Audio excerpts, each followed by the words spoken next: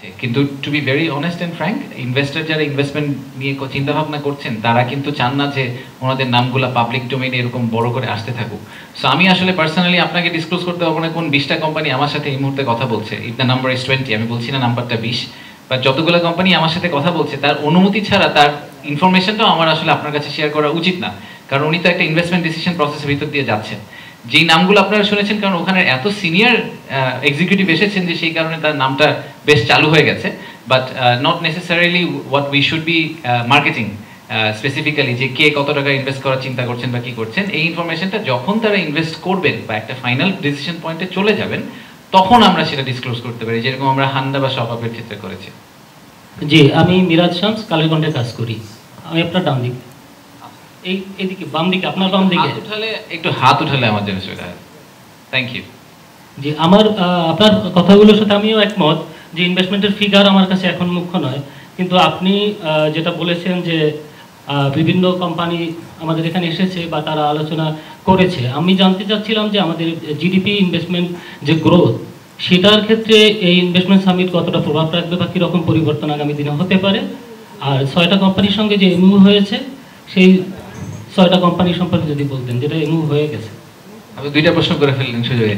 আচ্ছা, প্রথমটা হচ্ছে যে জিডিপির সাথে, জিডিপিতে এটার কন্ট্রিবিউশন কিরকম হতে পারে। আমি একটু আগে বলেছি যে এটা সময় বলে দিবে, এই কারণে যে এই যে পাইপলাইনটা আমরা এখন বিল করছি এটার ম্যাটেরিয়ালাইজেশন হবে হয়তো 2026-27 সালে গিয়ে।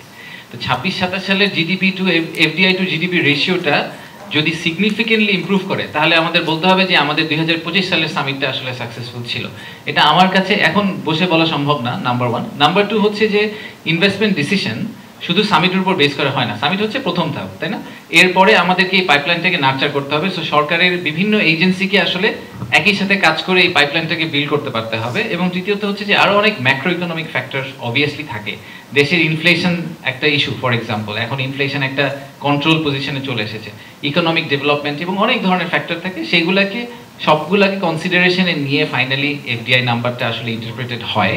সো আমি যদি এফডিআই নাম্বারটা 2026 সালে সিগনিফিকেন্টলি জাম্প করে সেটার পুরো ক্রেডিট যেরকম বিডা বা বেজার নেওয়া উচিত না, আবার যদি সেটা জাম্প কমপ্লিটলি না করে সেটার পুরোটা দোষটাও আপনারা বিডা বা বেজাকে দিবেন না, তখন যে চেয়ারম্যান থাকে তাকে দিবেন না, কারণ এটা আসলে প্রত্যেকের একটা রোল আছে। এই একটা ইনভেস্টমেন্টকে মেটেরিয়ালাইজ করা একদম 0 থেকে 100-এ যাওয়ার জন্য প্রত্যেকটা অর্গানাইজেশন, মিনিস্ট্রি, এজেন্সি প্রত্যেকের ছোট ছোট রোল আছে। সবগুলো রোল যদি আমরা ঠিকভাবে প্লে করতে পারি সরকার থেকে এবং প্রাইভেট সেক্টর থেকে, তখনই আসলে ইনভেস্টমেন্টটা ম্যাটেরিয়ালাইজ করবে।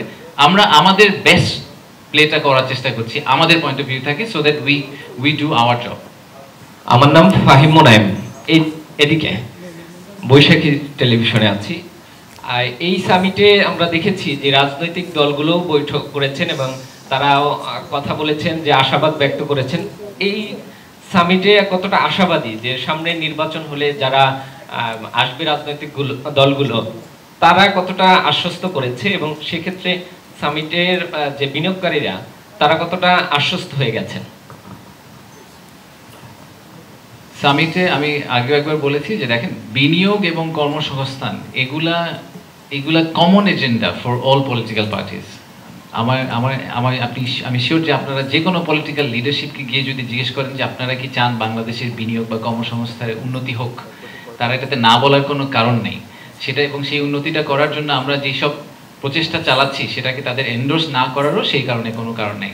আমি এটা খুব ক্যাটাগরিক্যালি বলতে পারি যে আমাদের এই বড় বড় অ্যাক্টিভ পলিটিক্যাল পার্টি যারা আছে প্রত্যেকের সর্বোচ্চ লেভেলের লিডারশিপের সাথে আমাদের 1-to-1 ডিসকাশন হয়েছে টু মেক শিওর যে তারা এই সামিটের ব্যাপারে কমপ্লিটলি অ্যালাইনড এবং তারা মনে করেন এবং ফিল করেন যে তাদেরকে পার্টনার করে আমরা সামিটটা করছি।